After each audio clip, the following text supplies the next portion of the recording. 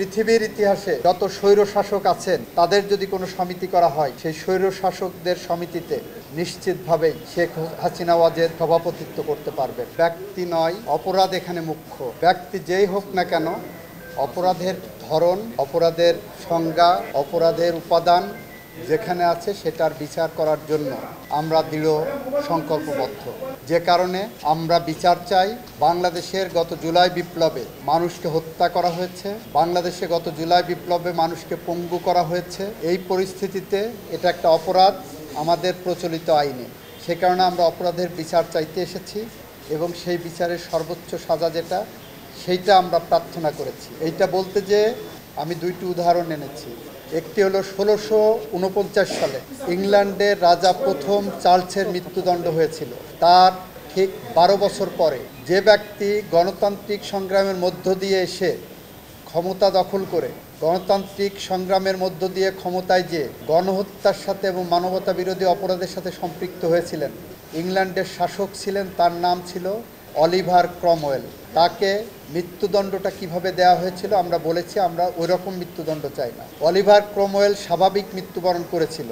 তাকে কবর থেকে তুলে এনে পচা গলা লাশ এনে জনসমক্ষে ফাঁসি দেওয়া হয়েছিল। পরবর্তীতে দেহের একটি অংশ কবরে পাঠানো হয় এবং মস্তিষ্ক খুলির মধ্যে রড ঢুকিয়ে 20 বছর ওয়েস্টমিনস্টার অ্যাবেতে ওখানে ঝুলিয়ে রাখা হয়েছিল। 300 বছর পরে সেই লাশ ক্যামব্রিজের সাসেক্স বিশ্ববিদ্যালয়ে কেটে সমাধিস্থ করা হয়েছে।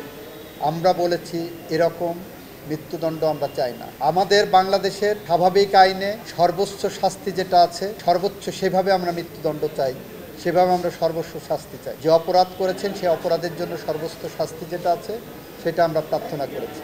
দুঃশাসন করে, স্বৈরশাসন করে, ফ্যাসিস্ট কায়েম করে বাংলাদেশের মাটিতে মুক্তিযুদ্ধের চেতনা সম্পর্কে মানুষের মনে একটি রং ধারণা দেওয়া হয়েছিল। আমরা বলেছি বিগত 17 বছরে মুক্তিযুদ্ধের চেতনা মানে একটি প্রজন্মের কাছে বার্তা দেওয়া হচ্ছিল দিনের ভোট রাতে করা যায়, ভোট ডাকাতি করা যায়, খুন করে গুম করে ক্ষমতায় থাকা যায়। আমরা বলেছি এরকম একটি পথ পরিক্রমায় জুলাই বিপ্লবে বৈষম্যের বিরুদ্ধে সংগ্রাম করতে যেয়ে, শান্তিপূর্ণ আন্দোলন করতে যেয়ে নিরস্ত্র মানুষ যখন কথা বলছিলেন, রাজপথে মিছিল করছিলেন, প্রতিবাদ করছিলেন, দাবি আদায়ের সংগ্রামে ছিলেন, তখন সেই সমস্ত মানুষকে গুলি করে হত্যা করা হয়েছে, ল্যাথেল উইপন ব্যবহার করা হয়েছে। আমরা এই অপরাধের বিচার চেয়েছি।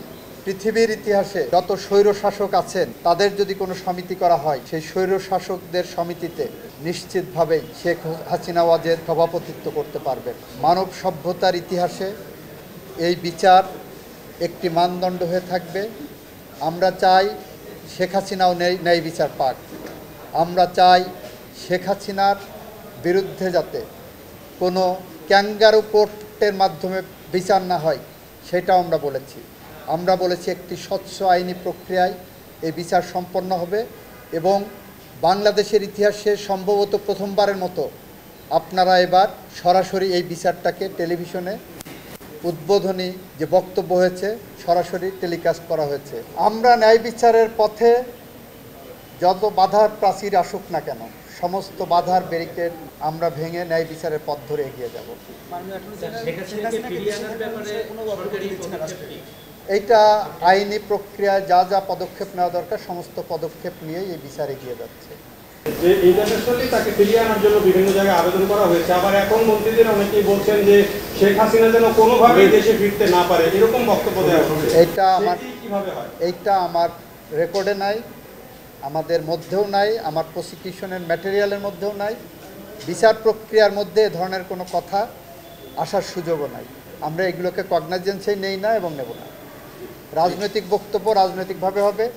আমাদের আইনি প্রক্রিয়া যেটা হবে, আমরা বলেছি প্রচলিত আইনে সর্বোচ্চ শাস্তি দাবি করি, তবে সেই সর্বোচ্চ শাস্তি প্রয়োগের ক্ষেত্রে অলিভার ক্রমওয়েল আমাদের সামনে উদাহরণ হবে না।